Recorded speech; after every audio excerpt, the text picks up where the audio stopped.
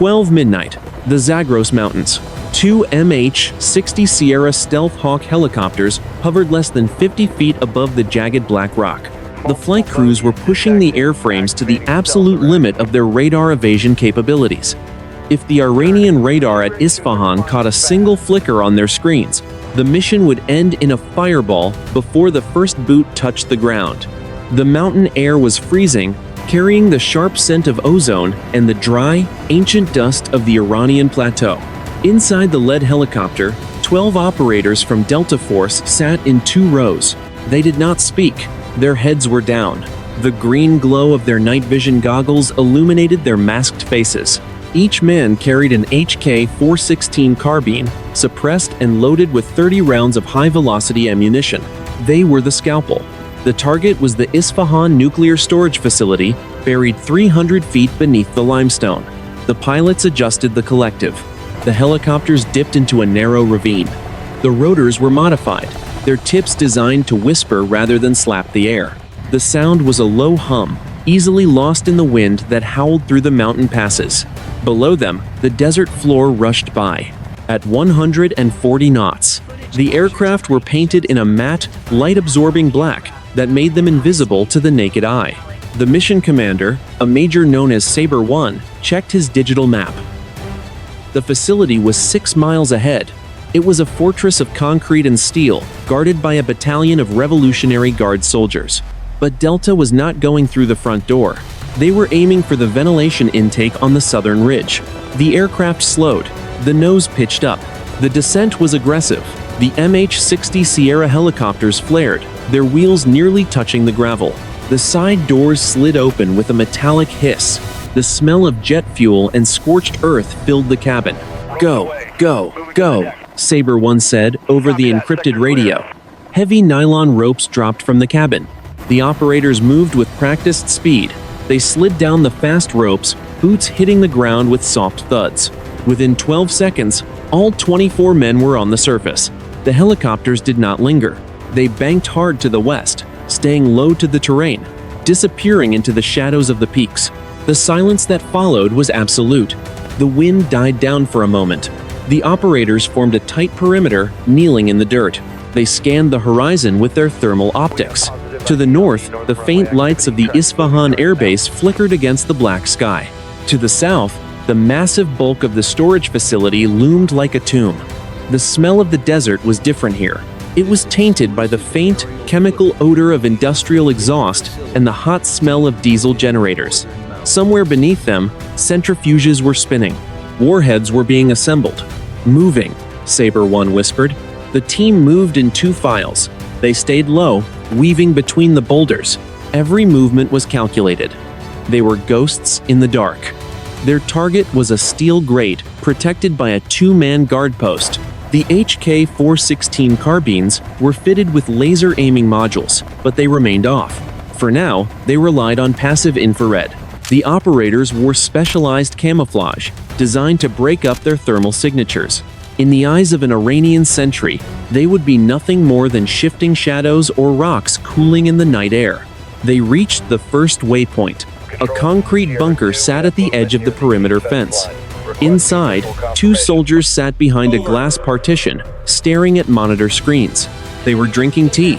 They were relaxed. They had no idea that 24 of the world's most lethal combatants were less than 50 yards away. One operator, carrying a suppressed sniper rifle, took a position behind a jagged rock. He dialed the magnification on his scope. The crosshairs settled on the neck of the nearest guard.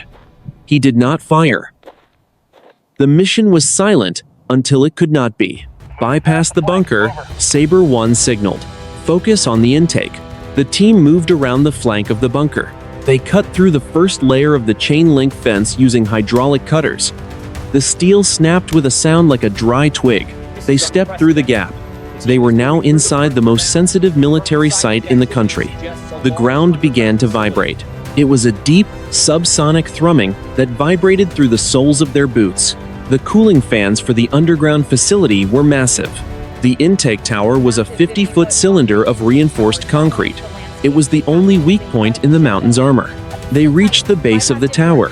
A steel door was recessed into the wall. It was locked from the inside. One operator stepped forward, pulling a small strip of plastic explosive from his kit. He placed it with surgical precision around the hinges. He did not need to blow the door down. He just needed to turn it into a leaf. The air was thick with the anticipation of violence. The operators stood ready, weapons shouldered, eyes fixed on the target. The next 10 minutes would determine if they lived or died in the heart of Iran. 12 minutes past midnight. The intake tower. The detonator clicked.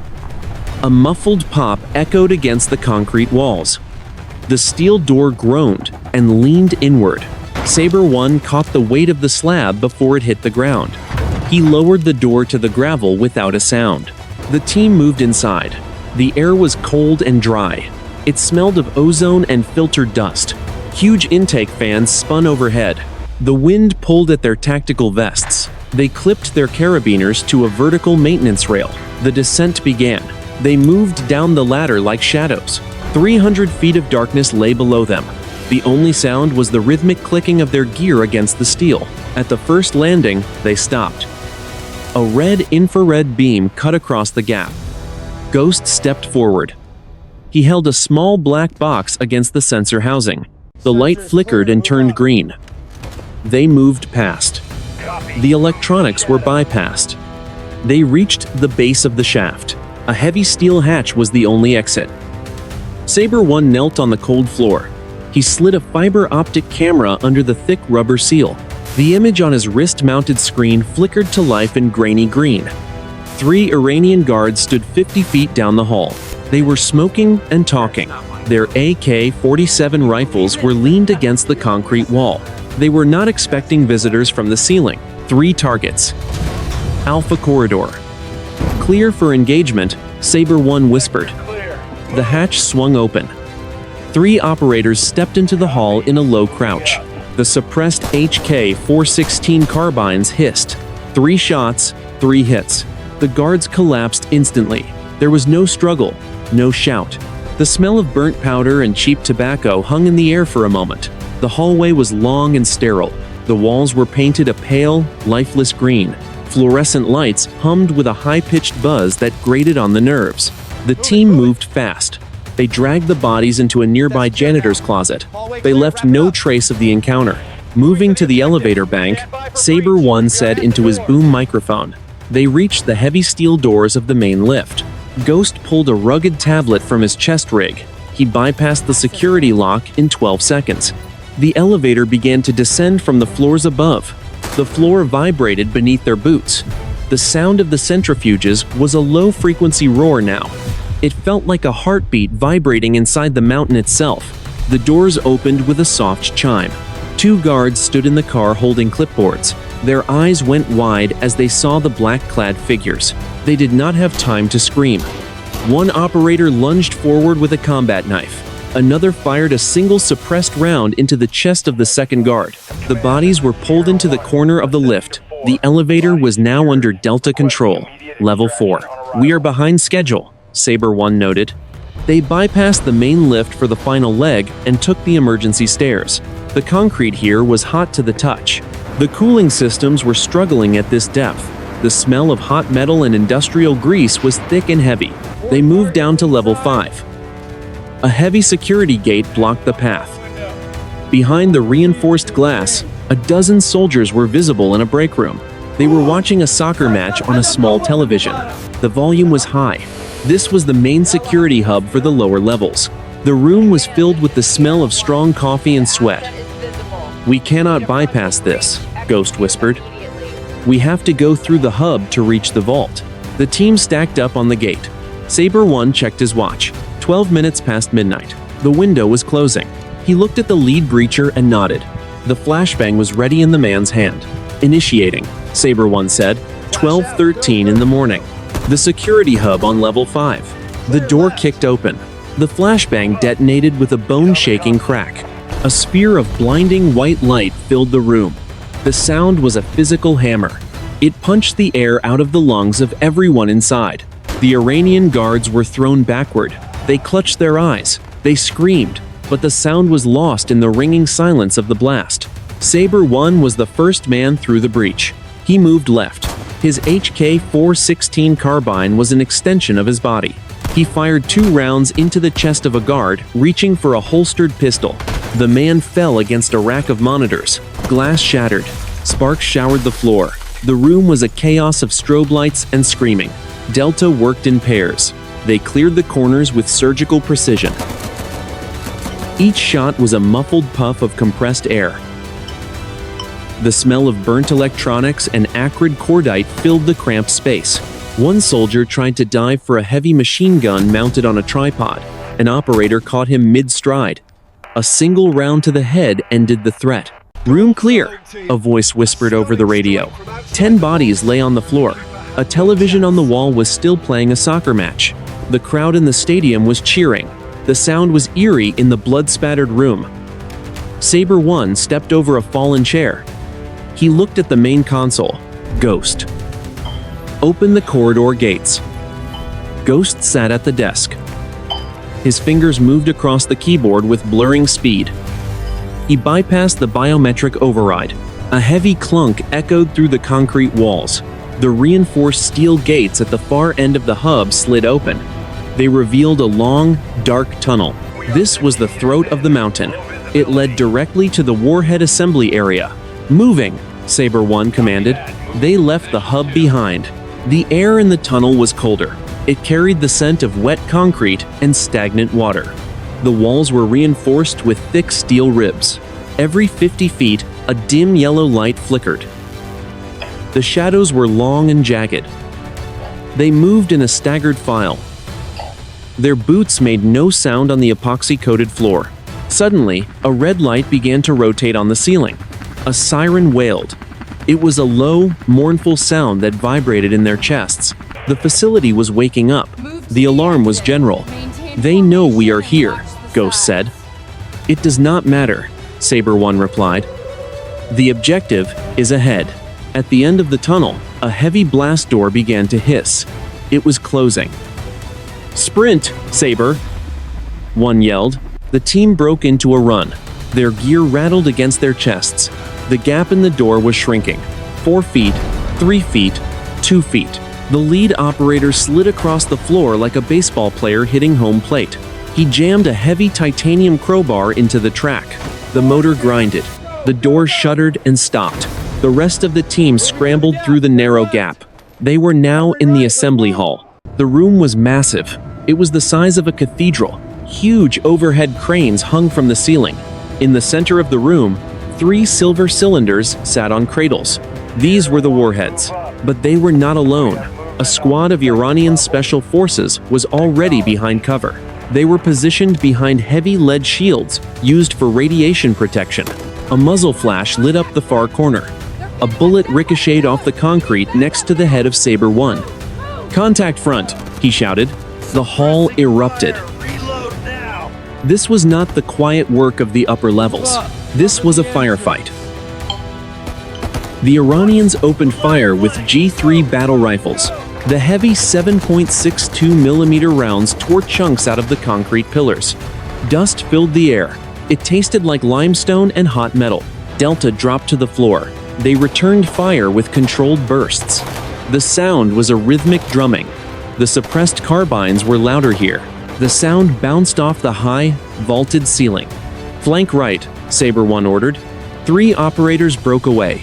They moved behind a row of chemical storage tanks. The smell of ammonia was sharp and stinging. They suppressed the enemy line while the rest of the team moved forward. One Iranian soldier stood up to throw a grenade. He was hit 3 times before he could pull the pin. He slumped over the lead shield. The grenade rolled across the floor. "Frag!" someone yelled. The team pressed themselves against the cold floor. The explosion was a dull roar. Shrapnel whistled overhead. It buried itself in the heavy machinery. One of the silver warhead cradles was knocked off its track. It hit the floor with a heavy metallic clang. The Iranian squad began to fall back toward the rear exit. They were professional, but they were outmatched by the speed of the Delta assault. Delta moved like a single organism. They used the shadows. They used the angles. Push them out, Saber 1 said. A final burst of fire cleared the floor. The remaining guards retreated through a heavy pressure door. They sealed it behind them. For a moment, there was silence. The only sound was the hissing of a broken steam pipe. The heat in the assembly hall was rising. The struggle had damaged one of the cooling conduits. Steam billowed from a ruptured line. It obscured the far end of the room in a thick white mist. It felt like a sauna, but the air was poisoned with the smell of hydraulic fluid and ozone. Saber 1 stood up. He adjusted his helmet. He looked at the 3 silver cylinders. They were within reach. Ghost, get the charges. We have a mountain to drop. Ghost knelt by the first cradle. He pulled a brick of C4 plastic explosive from his pack. He began to mold the material around the primary firing mechanism. His hands were steady. He had done this 1,000 times in training. But here, 300 feet under the earth, the stakes were different. I need 5 minutes, Ghost said. You have 3, Saber 1 replied. The siren continued its rhythmic wail. From the other side of the pressure door, they could hear the sound of heavy boots. Hundreds of them. The battalion was coming. The entire Isfahan garrison was descending into the depths. The operators took up defensive positions. They used the heavy workbenches and tool chests as cover. They watched the 3 doors leading into the hall. They were outnumbered, but they held the vault. The air was getting harder to breathe. The smoke from the grenade was thick and acrid. It scratched at their throats. Saber 1 gripped his carbine tighter. He could feel the vibration of the mountain. It was not just the centrifuges anymore. It was the sound of armored vehicles moving on the surface above. They were trapped in a box, and the box was about to get very loud. Charges set on the first one, Ghost called out. He moved to the second cylinder. The metal was cold against his fingers. He worked with a grim intensity. Above him, the crane cables groaned as the building shifted. Hurry, Saber 1 whispered to the dark. Hurry. 12:20 in the morning. The deep interior of the Isfahan assembly hall. The air was a thick soup of steam, sweat, and the sharp, stinging scent of leaked ammonia. Ghost crawled under the 3rd silver cylinder, his hands moving with the frantic precision of a man who knew exactly how much weight was pressing down from above. He pressed the final brick of C4 plastic explosive against the primary cooling jacket of the warhead. The metal was slick with condensation. He wiped it dry with a gloved thumb and clicked the electronic detonator into the gray putty. 3 minutes of oxygen left in the recirculators, Ghost said, his voice raspy over the bone conduction microphone. The air is getting toxic. We need to move or we are going to suffocate before the mountain falls. Saber 1 did not look back. He was crouched behind a heavy steel workbench. His HK-416 carbine aimed at the reinforced pressure door. The door was no longer silent. From the other side came the rhythmic, metallic thud of a battering ram. The steel was beginning to warp. The hinges groaned, shedding flakes of gray paint that fluttered to the floor like dead moths. Hold the line, Saber 1 commanded. We don't leave until the timers are synced. Across the hall, 2 operators named Trace and Hammer were repositioning. They dragged a heavy industrial lathe across the floor to create a secondary firing position. The sound of metal grinding on epoxy was like a scream. They knew the geometry of the room. The pressure door was the only way in, for the Iranian reinforcements, creating a fatal funnel. If the Iranians wanted the warheads, they would have to step over a carpet of hot brass to get them. The thudding on the door stopped. For 3 seconds, there was a heavy, suffocating silence. The only sound was the hiss of the ruptured steam pipe and the distant, low-frequency hum of the centrifuges in the adjacent sector. Then, the world turned white. A shaped charge detonated on the exterior of the door.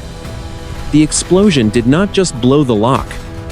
It turned the steel into a high-velocity projectile. The door flew inward, tumbling end over end until it slammed into a heavy crane housing. With a sound that cracked like a thunderclap, dust and smoke billowed into the hall, thick and gray, smelling of pulverized concrete and burnt high explosives. Contact! Hammer yelled. The Iranians did not hesitate. They threw a wave of tear gas canisters into the room. The metal cans skittered across the floor, hissing out clouds of white, choking vapor. The Delta operators adjusted their masks. the rubber seals tight against their skin. Through their night vision optics, the room was a ghostly green landscape of shifting shadows and swirling gas. The first Iranian soldiers charged through the smoke. They were wearing heavy ballistic armor and carrying short-barreled AK-47 rifles. They fired blindly into the mist. The heavy 7.62mm rounds chewed into the workbenches, sending splinters of wood and metal flying. Delta answered with disciplined, rhythmic fire. 3 round bursts. Hammer caught the lead soldier in the throat, the impact spinning the man around before he hit the ground. Trace fired low, catching the second soldier in the legs, then finished him with a single shot to the chest. The hallway beyond the door was packed with men. It was a target-rich environment. "They are trying to flood us," Hammer shouted, over the roar of the carbines. "We need more lead in the air." Saber One reached into his vest and pulled a fragmentary grenade. He thumbed the pin and held it for 2 seconds before tossing it through the gap where the door had been. The explosion was contained in the narrow corridor. The sound was a dull, wet thunk, followed by the screams of men caught in the blast. For a moment, the pressure eased. Ghost stood up, wiping grease from his visor. "Timers are synced. 30 minutes. Once we pull the master pin, there is no stopping the sequence." "Pull it," Saber One said. Ghost reached into the master control box he had spliced into the facility's grid. He gripped a heavy red handle and yanked it downward.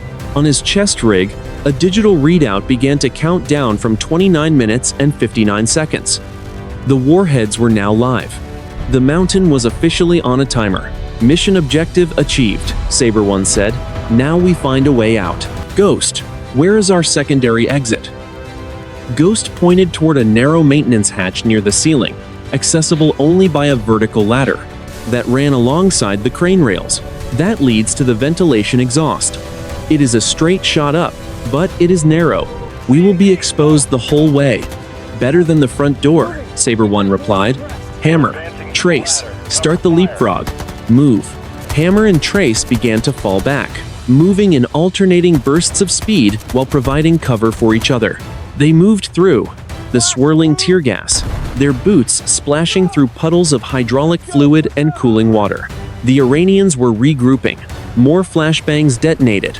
In the corridor, the light reflected off the steam, creating a disorienting strobe effect that made it hard to track movement. Another squad of Iranian special forces appeared on the catwalks above. They had entered through the upper levels and were now looking down into the assembly hall. They opened fire with light machine guns. The rounds rained down like hailstones, punching holes in the silver warhead cylinders.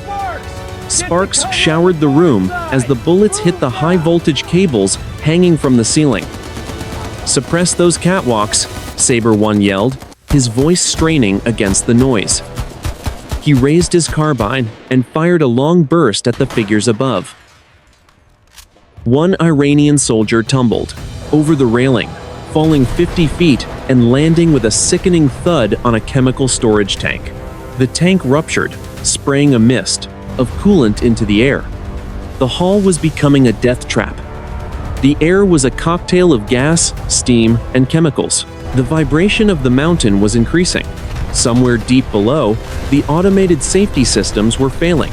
The centrifuges were spinning out of balance.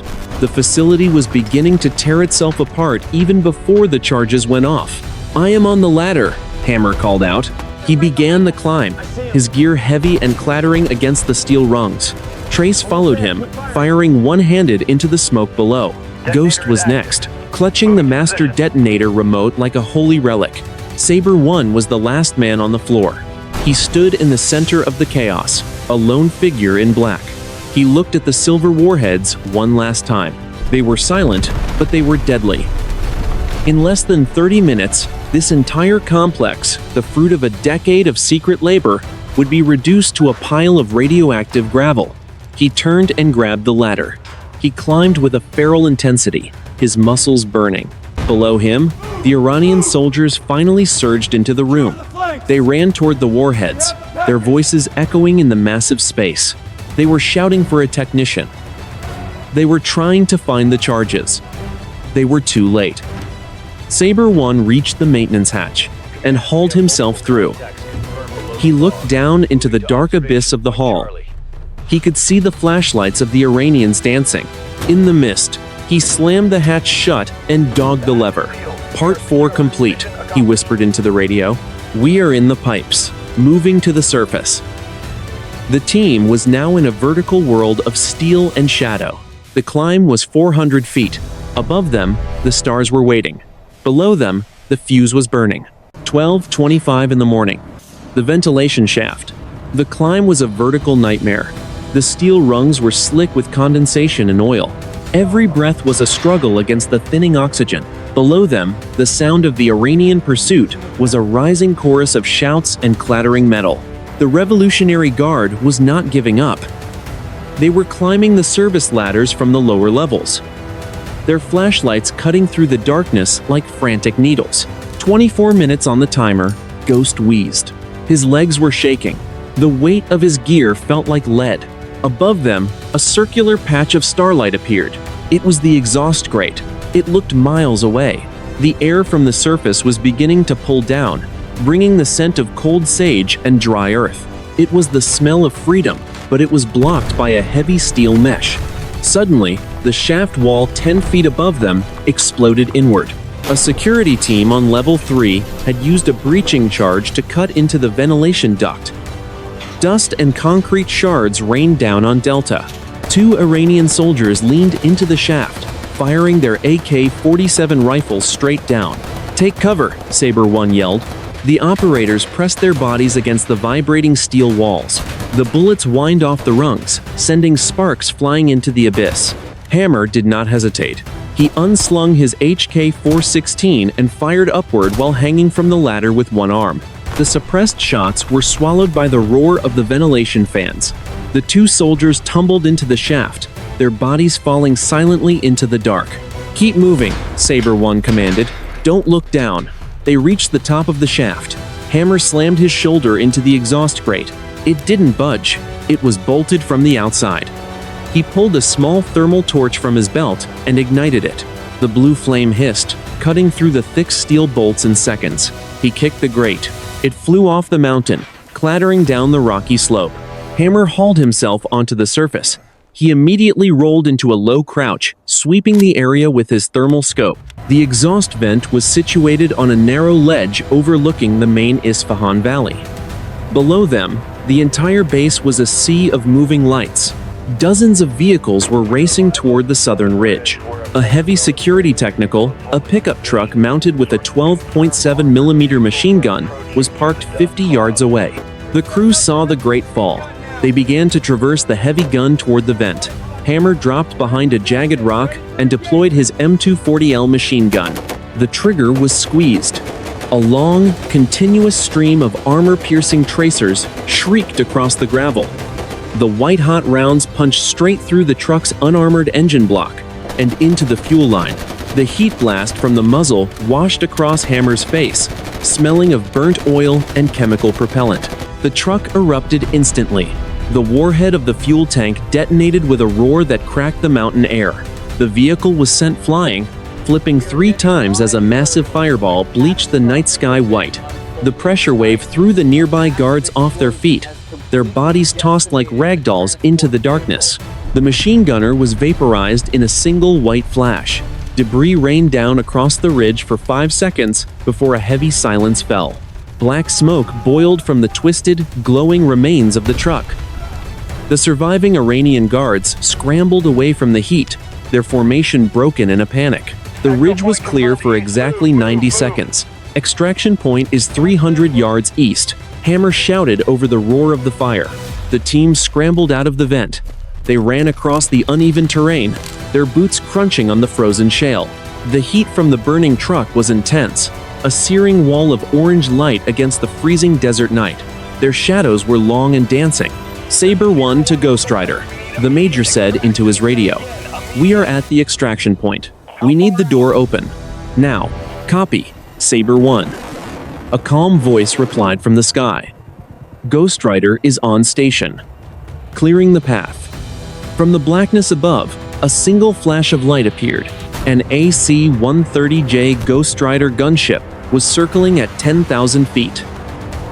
A 105mm howitzer round screamed down from the heavens. It struck a line of Iranian armored cars moving up the access road. The explosion was a pillar of fire that shook the ground. Delta reached the edge of a flat plateau. The wind was howling now, whipping the smoke from the burning technical across their path. The smell of victory was mixed with the acrid stink of high explosives. 16 minutes, Ghost called out. The mountain beneath them shivered. A deep, grinding sound echoed from the depths. The centrifuges were failing. The charges were waiting. The countdown was relentless. 12:12 in the morning. The extraction plateau. The plateau was a flat, wind-swept shelf of rock. It hung over the Isfahan valley like a stone tongue. Below them, the mountain was screaming. The deep, subsonic hum of the failing centrifuges had turned into a high-pitched metallic shriek. It vibrated through the soles of their boots. The air was thin and bitingly cold. It carried the scent of dry sage and the acrid, heavy stink of the burning truck on the ridge below. 13 minutes, Ghost shouted over the wind. He was kneeling behind a low stone wall, his eyes fixed on the timer. The red numbers pulsed against the darkness. Every second was a hammer blow against the silence. To the north, a line of headlights was snaking up the narrow access road. At least 10 armored personnel carriers were racing toward their position. Ghostrider, this is Saber 1. The major called into his radio. The front door is getting crowded. We need a hard reset on that road. Copy, Saber 1. The voice from the sky replied. Adjusting fire. Keep your heads down. 2 miles above them, the AC-130J Ghostrider gunship banked into a pylon turn. The crew in the back prepared the heavy ordnance. The trigger was squeezed. The 105mm howitzer in the side of the aircraft barked, a massive tongue of flame licking the midnight sky. The recoil rocked the 40-ton aircraft. The heavy, high-explosive shell shrieked through the air, a silent predator falling from the stars. It smelled of burnt propellant and hot hydraulic fluid inside the gunship. The shell punched straight through the lead-armored vehicle, a BTR-80. The 50-pound warhead detonated inside the troop compartment, turning the steel hull into a jagged flower of fire. The turret was blown off its mount, spinning 50 feet into the air before it slammed into the following vehicle. A secondary explosion from the fuel tanks erupted instantly. A fireball 3 stories high bleached the valley walls, white, casting long, flickering shadows across the plateau. The Iranian column slammed to a halt. The drivers of the following vehicles panicked. They wrenched their steering wheels hard to the right, trying to escape the rain of fire. One armored car slid off the narrow road, tumbling end over end down the steep ravine until it vanished into the darkness with a muffled crash. The soldiers who survived scrambled out of the wreckage, their uniforms on fire, their voices lost in the roar of the burning diesel.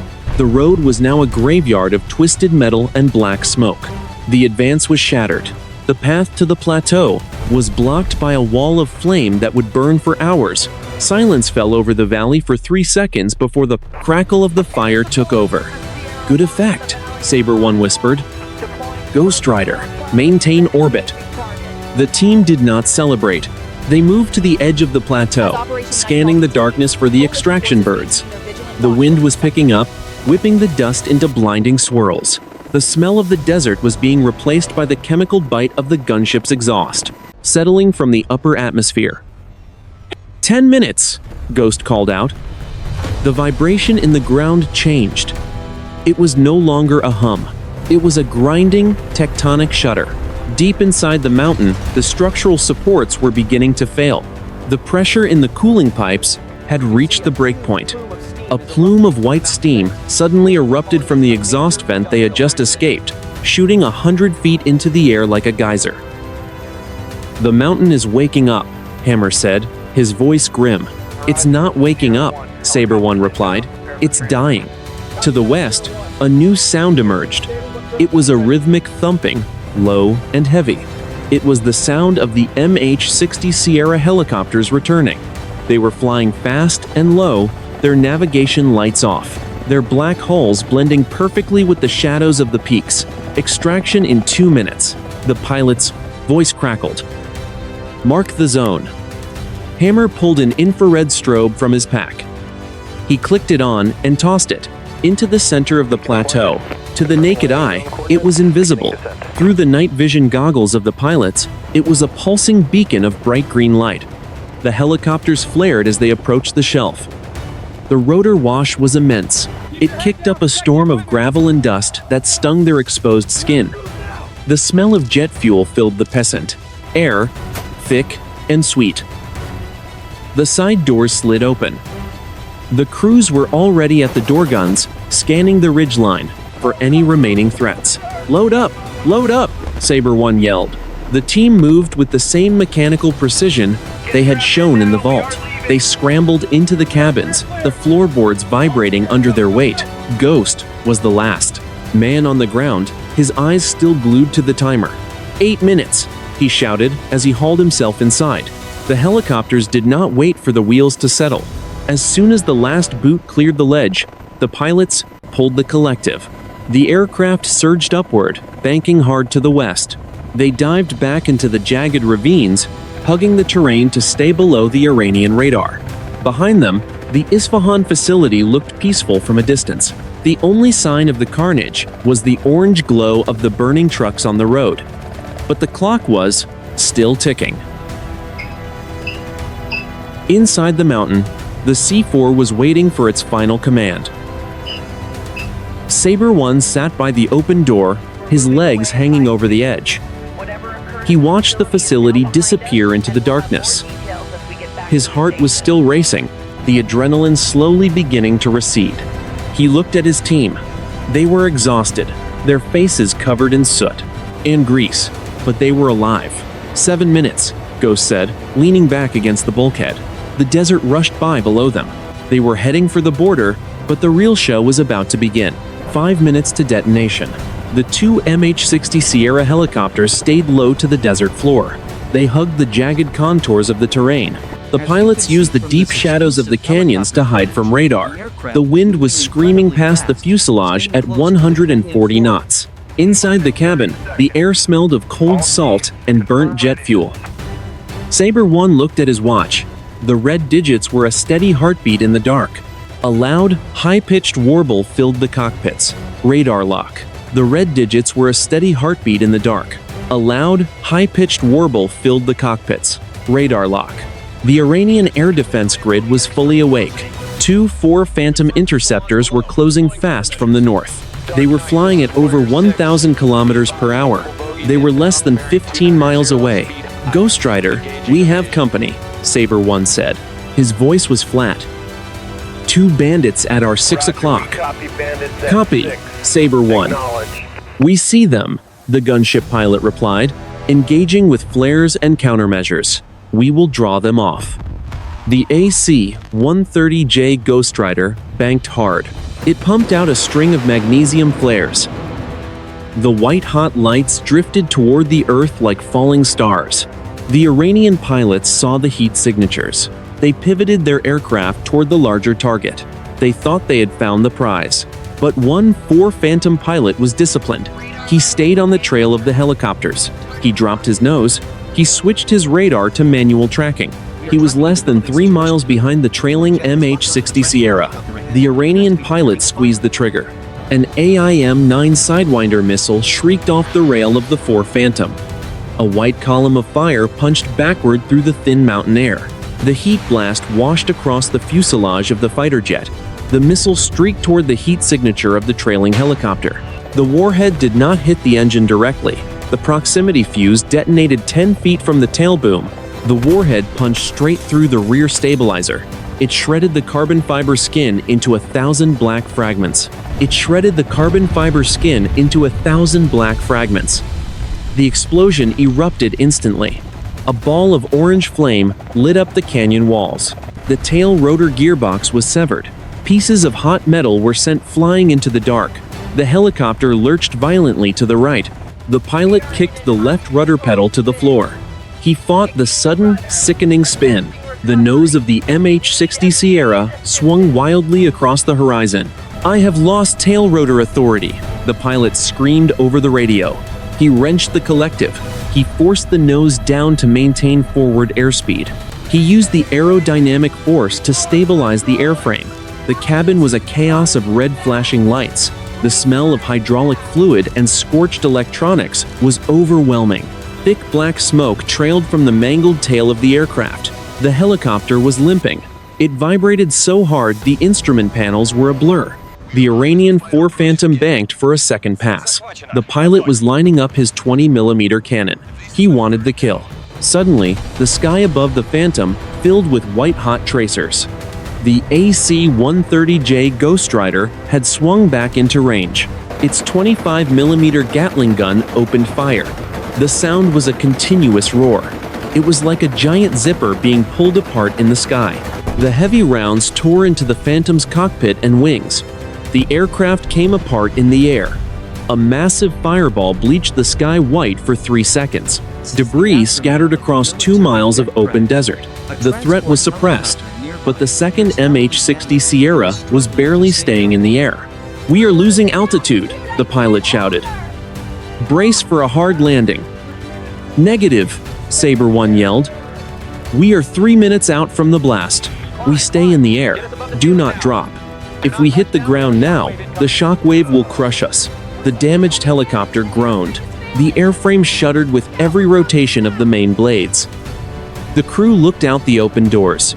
They could see the horizon beginning to glow with a strange, unnatural light. It was not the sun.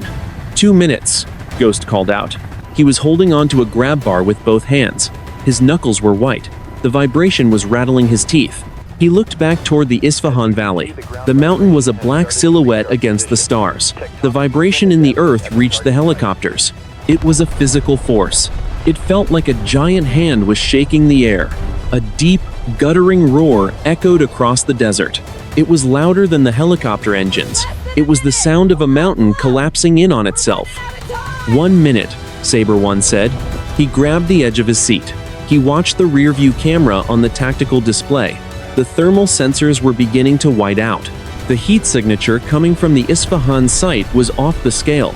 The ground beneath the facility suddenly dropped. A massive sinkhole opened up. The storage vaults and the assembly hall were swallowed.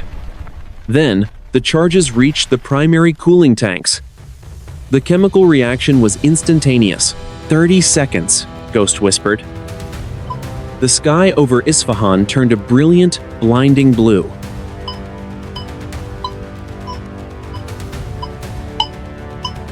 It was a cold light that made the desert look like the surface of the moon. Then came the fire. A pillar of white and orange flame erupted from the center of the mountain. It rose 3,000 feet into the air. The shockwave was visible as a shimmering distortion in the air. It was a wall of pressure moving at the speed of sound. It flattened the trees. It turned the rocks into dust. It was coming straight for the helicopters. "Hold on," Sabre 1 roared. 12:29 in the morning. The edge of the Isfahan desert. The shockwave slammed into the 2 helicopters like a physical wall of lead. The MH-60 Sierra helicopters were thrown sideways by the sheer force of the atmospheric displacement. Inside the cabin, the Delta operators were tossed against their restraints. The air was sucked out of their lungs as the pressure wave passed through the open doors. The sound was a deafening, low-frequency roar that vibrated the very marrow of their bones. The damaged helicopter, already missing its tail stabilizer, spun violently. The pilot wrestled with the controls, his muscles bulging under his flight suit. The airframe groaned, the rivets screaming. As the metal was stretched to the breaking point, the smell of burning hydraulic fluid and hot, tortured steel was thick in the cramped space. Sabre 1 gripped the bulkhead, watching the horizon tilt at a sickening angle. "Keep it together," Sabre 1 roared over the radio. "We are 2 miles from the border." Below them, the desert was a chaos of dust and light. The pillar of fire from the Isfahan facility was now a glowing mushroom cloud, rising 10,000 feet into the night sky. The ground continued to heave, sending ripples through the sand that looked like waves in a black ocean. The thermal sensors in the cockpit were completely blinded by the infrared signature of the blast. The Iranian border was ahead. A line of green lights marked the final defensive perimeter. A mobile HQ-9 surface-to-air missile battery was stationed on a high ridge, its radar dish spinning frantically. The crew inside the battery had seen the flash from Isfahan. They were looking for vengeance. The AC-130J Ghostrider gunship saw the threat first. It was circling at 12,000 feet, providing a protective umbrella for the escaping helicopters. The gunship commander gave the order.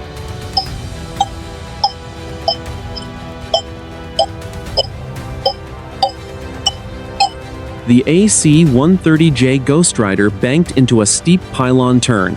The 105mm howitzer on the port side of the aircraft barked. The trigger was squeezed, and a massive tongue of orange flame punched into the darkness.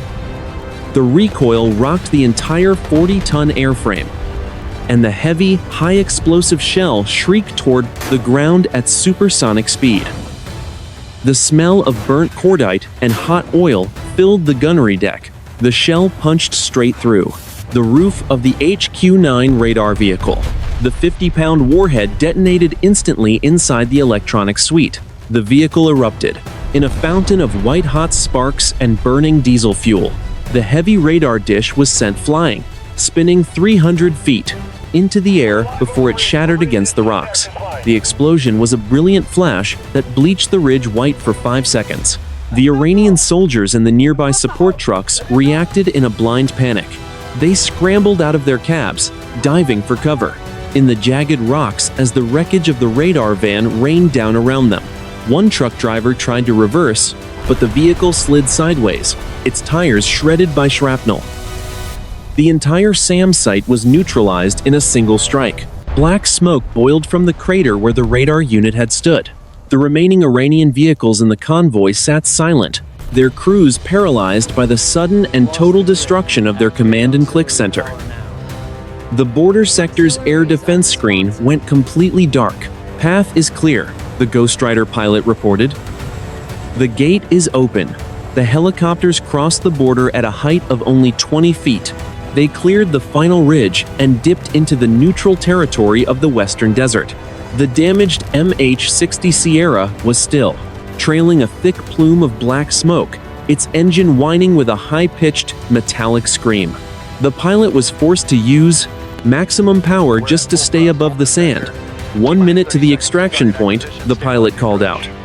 "I don't think the transmission is going to last much longer." The air was finally beginning to cool. The smell of the Isfahan fire was fading, replaced by the clean, dry scent of the open desert. Sabre 1 looked back over his shoulder. The glow on the horizon was still visible, a dull red bruise against the black sky. The facility was gone. The warheads were dust. Ghost leaned over and checked the master remote in his pack. The digital display read 0. The mission timer had expired. "It's done," Ghost said, his voice a hoarse whisper. "There is nothing left to go back for." The helicopters began their final descent toward a hidden landing zone in the dunes. The landing lights of a C-17 Globemaster transport plane flickered in the distance, waiting to swallow the helicopters and the men inside. The mission was ending, but the echoes of the explosion would be felt for decades. The ground rushed up to meet them. The wheels of the damaged Sierra touched the sand with a heavy thud, the strut collapsing instantly. The aircraft tilted to the left, the main rotors striking the ground with a sound like a series of gunshots. 3:15 in the morning. A dry lake bed 40 miles across the Iranian border. The MH-60 Sierra helicopter with the shredded tailboom lay on its side in the sand, a twisted monument of black composite and leaking fluid. The main rotor blades had snapped like toothpicks when they hit the desert floor, sending shards of carbon fiber whistling into the dunes.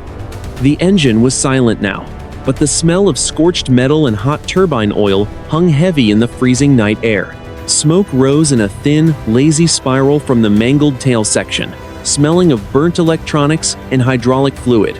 500 yards away, a C-17 Globemaster transport plane sat, with its 4 massive engines idling.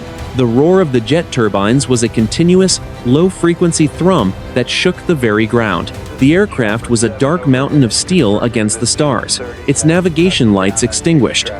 The rear cargo ramp was lowered, spilling a dim, red tactical light onto the white sand. "Move! Move! Clear the wreckage!" Sabre 1 shouted, his voice barely audible over the howl of the wind and the jet engines. The Delta operators moved with the mechanical efficiency of a clockwork machine. They were not just retreating. They were erasing their presence. 2 men moved toward the downed helicopter with specialized incendiary canisters. They did not want the Iranian military to recover a single scrap of the stealth technology. The first operator slapped a thermite charge onto the main rotor hub. The second man placed a larger device inside the cockpit, right between the pilot seats. They did not use timers. They used remote triggers. "Charges set," Hammer reported, his face masked by a layer of fine desert grit and soot. The team sprinted toward the open ramp of the C-17 Globemaster. They carried their gear and their weapons, their movements heavy but purposeful. The second MH-60 Sierra helicopter, the one that had survived the shockwave intact, was already being winched into the cavernous belly of the transport plane. The crew chiefs inside the cargo hold worked with frantic speed, securing the airframe with heavy steel chains that clattered and clanged against the metal floor. Sabre 1 stood at the base of the ramp, his eyes scanning the horizon. To the east, the sky was still tinged with the unnatural orange glow of the Isfahan explosion. The radiation and the fire were still consuming the mountain, but here, the desert was cold and indifferent. He looked at his watch. They had been on the ground for less than 4 hours. "Ghost, get the data drives inside," Sabre 1 ordered. Ghost ran past him, clutching the hardened case that contained the digital maps and the mission logs. He disappeared into the red-lit interior of the plane. The rest of the team followed, filing up the ramp in 2 lines. They took their seats along the fuselage, their heads dropping as the adrenaline finally began to drain away. "Triggering the denial charges," Hammer said. He squeezed the remote. 200 yards away, the downed MH-60 Sierra erupted. It was not a conventional explosion. The thermite burned at over 4,000 degrees, a brilliant, white-hot flare that turned the desert night into noon for 10 seconds. The heat was so intense, it turned the sand beneath the helicopter into glass. The airframe did not just burn, it melted, the structural aluminum, and the secret coatings flowing like lava. Within seconds, the billion-dollar aircraft was reduced to a puddle of glowing slag. "Ramp coming up!" the loadmaster shouted. The heavy hydraulic door groaned as it lifted, sealing the team inside the pressurized hull. The sound of the outside world, the wind, the crackle of the thermite, the smell of the desert was cut off instantly. The interior of the C-17 Globemaster was filled with the smell of recycled air, jet fuel, and the metallic tang of clean steel. The 4 engines of the C-17 roared to life. The pilot pushed the throttles forward. The 70,000-pound aircraft began to roll across the hard-packed sand. It gathered speed with a violent, vibrating intensity.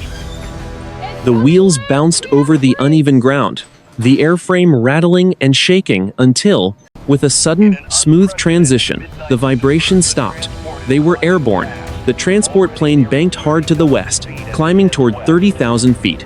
Inside the hold, the red lights switched to a dim blue. The Delta operators did not talk. Some checked their weapons, others simply closed their eyes. They had entered the mountain as ghosts, and they were leaving as shadows. Sabre 1 unbuckled his helmet and wiped the sweat from his forehead. He looked at the team. They were dirty, exhausted, and bruised, but they were all there. The mission was a total success. The Isfahan nuclear program had been set back by 20 years in a single night. The threat of a warhead launch was gone, buried under 1 million tons of Iranian limestone. "Mission complete," Sabre 1 whispered into his microphone. The C-17 Globemaster leveled off, its nose pointed toward the Mediterranean. Below them, the world continued to turn, unaware of the violence that had just saved it. The silence of the high-altitude flight was the only reward they needed. The mission was over. The shadow was gone.